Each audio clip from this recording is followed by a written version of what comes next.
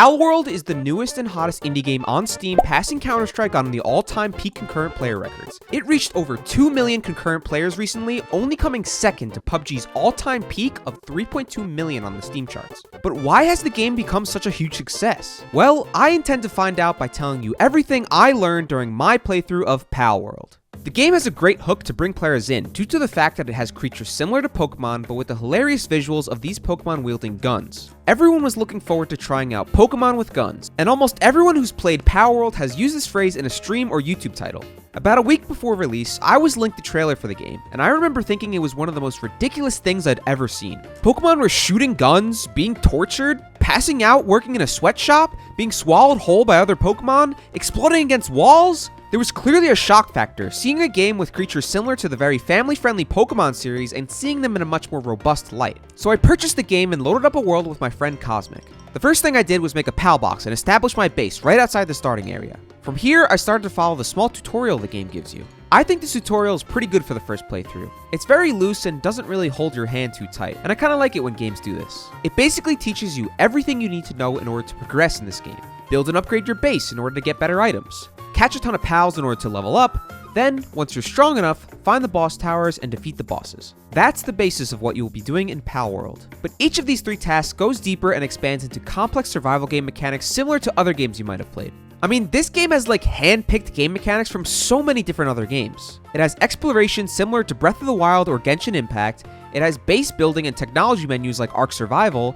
And of course, with the obvious comparison to Pokemon, it has capturing creatures and balls, leveling them up, teaching them movesets to fight with, and elemental typing. It even has a wanted system similar to GTA, where if you do an act that's considered criminal activity like harming NPCs, the military force will teleport in and try to kill you. And all of this culminates in you trying to beat all the boss towers to presumably get to this giant tree island, which sounds a lot like Elden Ring if you ask me. Or at least that's what the intro sequence leads us to believe. Turns out, you can't actually get to the giant tree in the game's current state. Personally, I don't think the borrowing of these other games' mechanics is a problem. They've combined a bunch of mechanics that work really well in other games into one vision of their own. Game developers frequently implement working systems from other games, but this Pokemon/survival game they've made honestly has an incredibly fun gameplay loop that in my opinion seems to be paced really well, until about level 40.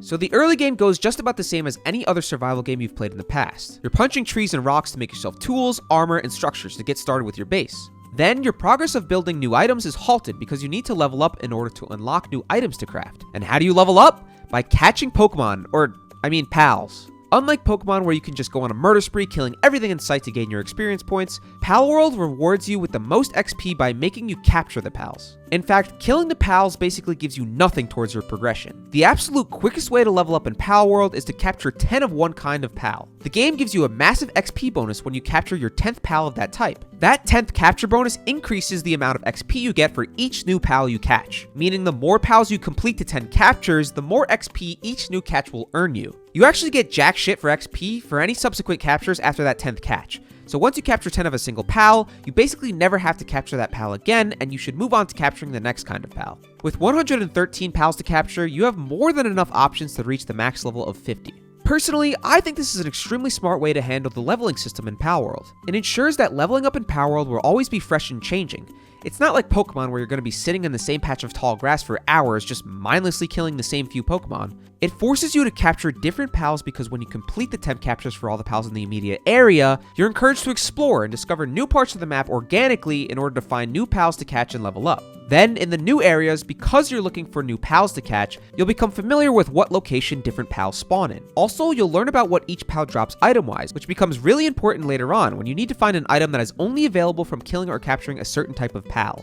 Then once you reach higher levels, you can upgrade your character's health, stamina, attack, work speed, or carrying capacity. Then, when you return to base, you can unlock more technology to craft more benches, more items to become stronger, or automation stations for your pals to work at. So let's talk about the base situation for a second, because much like most of this game, I think it's a really finicky mechanic, but a really fun one to figure out. As you progress, you'll unlock things in the technology menu like the logging site or the stone pit, and later on the production assembly lines. Then in the pal box, you can take Pokemon from your storage or your party and spawn them in to live freely at your base. They'll need a place to sleep and a food basket to eat from, so build some beds and some farms so they can grow their own food and be self-sustainable. But not just any pal can tend to the farms. Different pals in Palworld have different skills and can only do certain kinds of work for you. For example, for the farms, you're going to need a Pokemon with the planting skill for the seeds, the foraging skill to harvest the crops, and the watering skill to effectively get the crops to grow. But also, once the crops are harvested, the yield will just sit on the ground unless we employ the base with pals that have the transporting skill. These are what I call the runners. They essentially have one job, being transferring items into chests, or in this case, take the berries to be stored in the food basket so that they're able to be automatically eaten by the pals. Once you do that, you can use the rest of your base slots for other automation tasks. So let's talk about all the rest of the skills that pals have and what kind of work they can do at the base. We've already talked about the watering, planting, foraging, and transporting skills, but there's a lot more to talk about. There's a skill called the kindling skill, which usually is done by fire types, and they basically help you cook food or use the furnaces in the game. Electric types help you generate electricity, which is great for later when we start dealing with the assembly lines, which will need power. Then there's the handiwork skill, which will allow pals to help craft your items at the workbenches or assembly lines. There's the logging and mining skills, which is self-explanatory, they chop wood and mine stone. Then there's the medicine production skill, which is also pretty self-explanatory. In short, your pals will randomly or through lack of sanity become sick or injured, and you'll need to craft medicine to keep injuries from driving them insane so that they don't slack off or incapacitate themselves. Next, the cooling skill is used for the cooler and refrigerator objects, which preserve food for longer. So in Palworld, you, the player, need to eat foods so that you don't starve to death, and your pals in your party will also require food for the same reason. All food in the game has a timer on it, and when it runs out, your food rots and one food gets deleted. The easy solution for me was to just have a diet that was nothing but berries, and it worked out just fine all game. So in short, cooling is pretty useless. Lastly is the farming skill, which actually isn't anything what it sounds like. The farming skill means that a pal will produce a certain type of item in the ranch. The ranch is a structure that you can build in your base where pals will just loaf around in and just produce a certain type of item for you. For instance, land balls have the farming skill, and by sitting in the ranch, over time they produce you a ton of wool, basically passively earning you a resource. All these skills and objects were really interesting to learn about and see how the pals' AIs operated. Also, each pal's working skills had a ranking, meaning there was an incentive to catching new pals because sometimes they'd straight up be better workers than the current pals in your base's workforce. For example, originally I had a Foxbarks helping me cook and smelt things in the base, whose kindling skill is 1. But eventually I caught a Yormantide Ignis, which had a kindling skill level of 4, and it was so much faster. Sometimes though, taking care of your pals can straight up get annoying. Sometimes your pals will straight up slack off or get upset and refuse to work, which you can't really do anything about. Even if their sanity meters are high, they'll sometimes just stop working. Lack of beds will result in stressed out Pokemon from poor sleep, I'd imagine. Not enough food will result in starving Pokemon who will faint and stop working. Then there's the random injuries and illnesses we already talked about. This can be a lot to deal with when you reach base level 20 and have 15 pals AIs wandering around your base. Which brings us to the importance of making your base in a nice, wide open, flat area. You see, I originally made my base in the first spot possible, the first cliff on the starting plateau. This was before I knew about the amount of structures the base will eventually need, or the awfulness that the pals AI's pathing is to do their tasks, or the fact that the circle surrounding the pal box that marks your base increases in size as you level up your base. I eventually got to the point where I had a very sloppily structured base that was basically a ring of non-strategically placed structures, and the pals could not path themselves correctly. They would get stuck on the outside of the ring of structures somehow and not be able to do their tasks. Some pals would just not acknowledge their work because they couldn't access it, and they would sometimes wander off the cliff edges of the base. The transporters practically gave up on collecting stuff because I had 15 pals shoved into this small ring of a base, so the food basket stopped being filled. Eventually, all my workers were insane and starving. It was a total mess. Thankfully, I also had a multiplayer server I was on with some other friends where we learned some key things about designing an efficient base. First and foremost, transporter pals do not bring the items to the same chest where other of the same items are stored. They just place them in the nearest chest available to them when they pick up said item. In my other base, there was no organization and transporters were just throwing items in random available chest slots. So the optimal strategy is just to place chests next to every single automated structure, and then the transporters don't have to walk very far to put the items in the chests. Things like the logging site and the stone pit hold a good amount of wood and stone inside of them, but it's very important those items go in a chest because items in chests can be accessed from anywhere inside the base when you go to craft something. Meaning if I want to craft something at an assembly line across the base, I don't have to walk all the way over to the stone chest and put it in my inventory to craft it. As long as it's in a chest somewhere in the base, it's available for you to craft with. Super convenient if done right. A lot of the other stuff is just keeping lines of pals that are walking around the base open and direct so that they don't get stuck on anything when working. I find that putting everything on wooden platforms is helpful because it eliminates any jankiness in the terrain that could be stopping your pals from moving. We also separated workbench and storage chests and things like egg incubators from any automation. That way no pals were getting in the way when you're storing stuff or crafting, and the pals don't have any obstacles to get stuck on. You're going to need a ton of wood and stone and other automated items, so an efficient base is just going to help you out so much in the long run when you're constantly crafting a million balls or guns to progress and level up. And that's exactly why I decided to completely move my base to a new location. I found this prime real estate with completely flat ground and literally no objects in the way to build the most optimal base possible to help me out in my transition from the early game to the late game. It may have taken a while to move all my stuff and reorganize everything, but goddamn was it so worth it and so satisfying. I know that the base building was not the main selling point for this game, but all the frustration and learning about how these pals interact was so fun and fresh for me, and I really like these mechanics. It encourages you to hunt for pals that have the most efficient skills for automation efficiency and craft the most optimal bases for your progression. For another example, I found out that this pal, Digtoys, has solely a level 3 mining skill. After catching 3 of them, I immediately replaced our rushers that were mining stone back at our base because these guys were so much quicker at gathering stone. Also, I'm not really the type to mess around with cosmetics too much, but there's plenty of aesthetic furniture items to craft and make your base a home, if that's what you're into. Me personally, I'm fine with just a little shack. So at base level 10, you get the ability to make a second base location. So me and my friend found a relatively open area with about 10 naturally occurring ore spawns and made a second automation farm solely focused on mining and smelting as much ore as possible, because in this game, you're gonna need a lot of it. Making sure that you don't have to go manually mining ore by yourself to progress and craft the next items was a big plus on a survival game like this, especially with the encumberment system this game has. You can upgrade your carrying capacity, but it can be pretty annoying to transport a ton of stone, wood, ore, or ingots on your person because you'll become over-encumbered and unable to move. This makes transporters extra important. They did, however, update this after I beat the game, where you can now ever so slowly move even when holding way over the weight limit, which would have been helpful. When moving my base, I had developed the strategy of making a line of chests from where the heavy materials were to where I wanted to move them. That way, I could slowly move the items from chest to chest quickly and could move the whole stack without splitting it up. Overall, I thought the base building of Palworld was a really cool and not too terribly complex system to set up automation with these mechanics. It really helped filter out the more grindy farming mechanics that a lot of survival games tend to have. Valheim. Okay, so getting back to the early gameplay.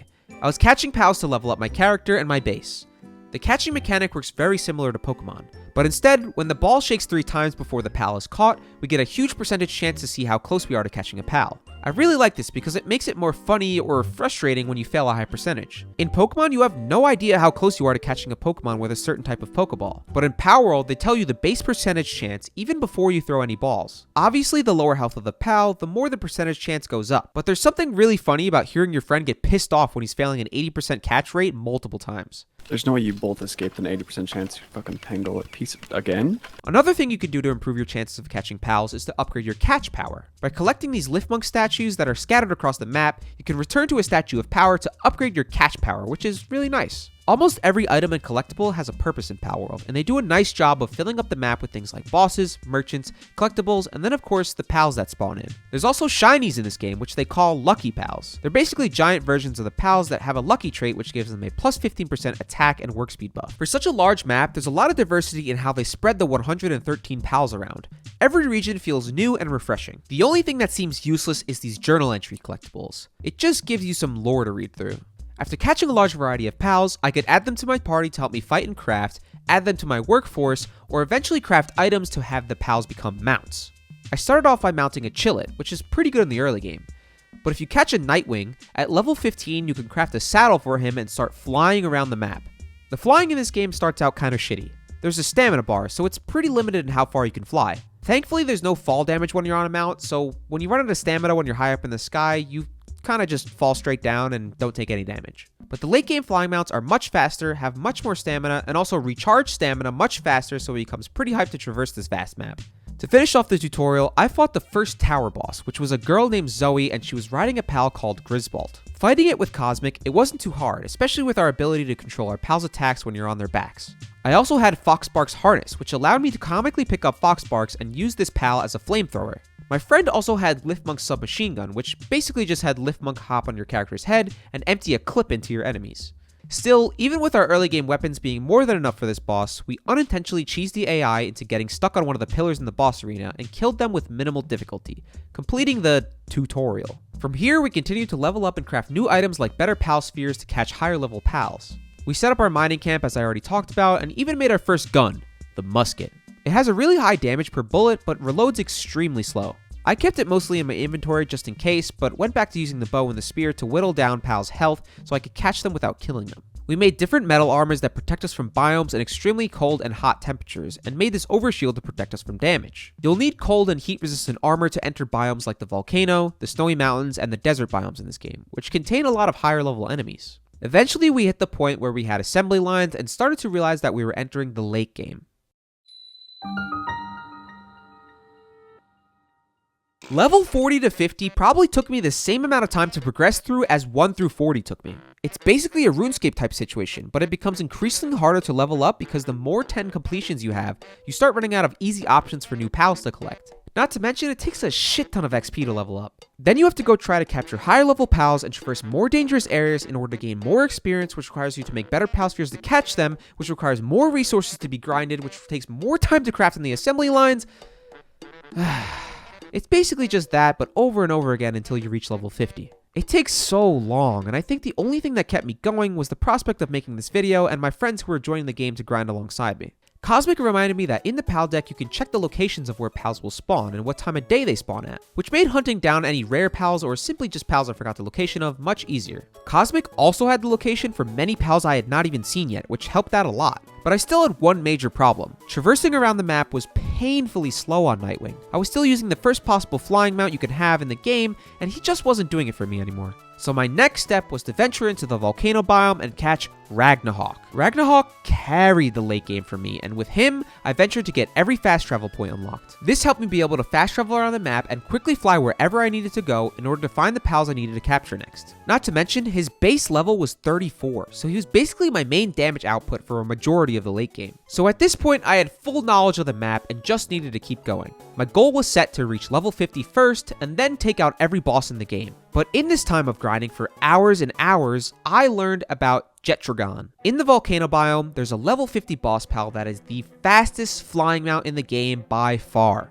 While I did appreciate Ragnahawk, I knew Jetron was going to be the mount I finished the game with. So I got a little antsy. At level 47, I decided that I was going to attempt to fight Jetron, who proceeded to rock my shit. This guy is a tank. With over 10,000 health and a lot of damage resistance, I could barely make a dent in this guy with just my guns and Ragnahawk alone. So, I devised a plan. With my base almost fully upgraded, I gained the ability to create a third base location. So I decided my newly established base would be set up right next to where Jetron spawns. This made it so that instead of being a 1v1 fight where Jetron's aggro was solely focused on me, I could spawn in 15 pals at my new base that would aid me in the battle. After building some walls to prevent them from killing themselves in the lava, I crafted the single shot rifle, the assault rifle, and about 20 legendary pal spheres, aka the best spheres in the game, and took the fight to Jetron. As it turns out, the walls I built to prevent my pals from falling in the lava immediately trapped Jetron. It's like the AI didn't know what to do. My guy was just sticking his head through the wall, paralyzed. The only problem was, my pals also got stuck.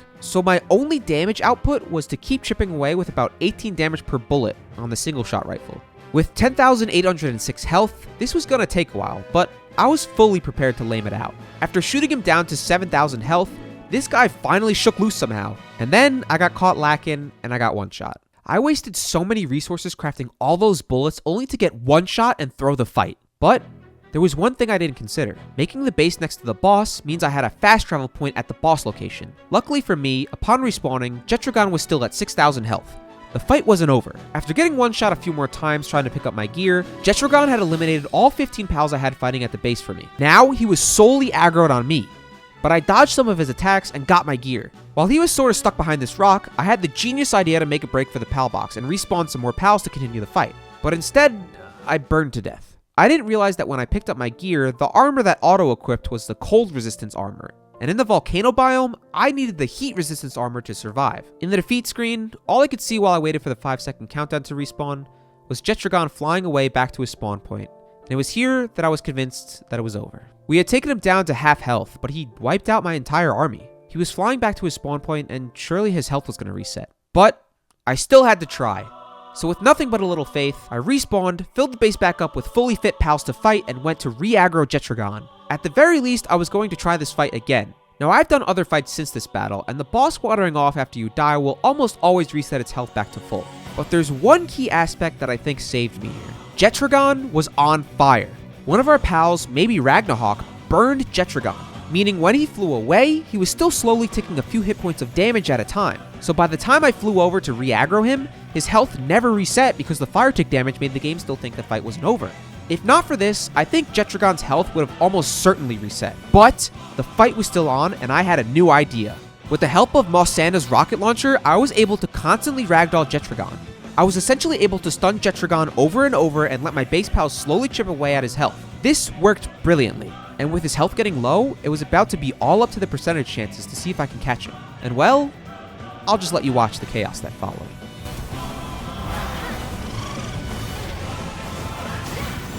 Please don't kill him. Please don't kill him. He's on 300 health. No! I think we were both talking in Discord at this point because somebody joined call. And I did not record the Discord audio. No, I was in game.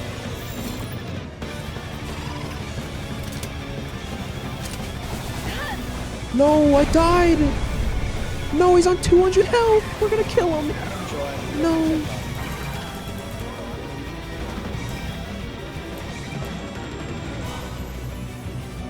Don't kill him, don't kill him, don't kill him, don't kill him. Come on, please, 62 health. Please give me a capture. 40%. Yes, yes, yes, yes! I got him! Holy shit! I've binked a 14% chance into a 40 and I got him. Level 50, best mount in the game. Holy shit, no fucking way. So yeah, the fight was a complete mess, but we clutched it. The best flying mount in the game was now in my control. It was an absolute rush. And then I figured out that I needed to be level 50 in order to craft his saddle. But still, this moment was awesome, and I was now reinvigorated with motivation now to hit level 50 and ride Jetron. Back on the catching grind, the next day I was in a call with my friend Sinis, and he brought to me a brilliant idea that made getting to level 50 so much faster. He'd seen somewhere that by talking to the level 40 black market merchant, it locks him into the dialogue of shopping with the player. Meaning that if Sinis were to talk to the merchant and I were to attack him, he wouldn't fight back because he'd be stuck in the conversation with Sinis. So with no resistance, I used the remaining legendary spheres I had from the Jetron fight and caught the black market merchant. Oh, did I forget to mention that you can capture humans and pal spheres in this game? It's honestly pretty useless from what I found, apart from catching merchants and then spawning them in your base when you want to buy something, but it's still pretty silly at the end of the day. The amazing thing about the black market merchant is that he sells high-level pals found in the higher-level biomes in the game, and buying pals from him gives you just as much XP as if you were to craft all the pal spheres and go catch the pals yourself. And by catching the black market merchant, I had the benefit of infinitely refreshing his wares by spawning and unspawning him at my base. Luckily for me, I had a ton of gold that I never used to buy anything, and a ton of items and spare pals I could go sell to other merchants for more gold. And now, the floodgates were open. The entirety of level 48 was completed so quickly just by refreshing the shop and buying 10 of the new pals I didn't have. It's legitimately the only reason I was able to get 10 of the rare Jolthog Crysts, cause that guy like almost never naturally spawns in. And just like that, I was finally at level 50. I crafted the Jetron missile launcher, which allowed me to ride the new flying mount, and I was zooming across the map at crazy speeds. After crafting the best armor and shield in the game, it was time for the boss rush. I started with the pals marked on the map. Legitimately, all of them got destroyed by Jetron's attacks, and with his insanely high health, I was officially super tanky. But as I worked my way up north, there were two bosses that became roadblocks.